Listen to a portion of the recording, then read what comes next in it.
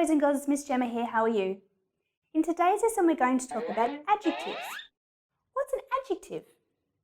An adjective is used to describe someone or something, which is usually a noun or a pronoun. It gives us more information in a sentence. Some of the adjectives that you may have used previously is the describing adjective, which describes size, such as big or small, colour, red or blue, shape, round or square, age, old or young, or made of, wood or plastic. Another one is numbering. So 2, 2, 10, a few, or several.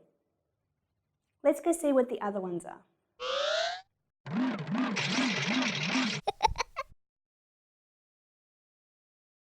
So another type of adjective, boys and girls, is a possessive adjective. This modifies the noun following it in order to show possession. Some words that you can use is my, his, her, its, our, your, or their. An example of this is, I'll get my lunchbox. Or, is this your jacket? Another type is a comparative adjective. A comparative adjective compares one person or thing with another and enables us to say whether a person or thing has more or less of a particular quality. Let me give you an example. Okay, so John is taller than his brother.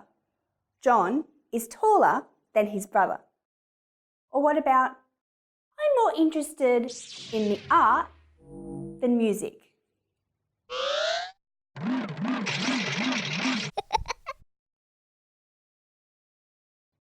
Boys and girls, there is a worksheet available that needs you to identify the different types of adjectives just like we did in the lesson.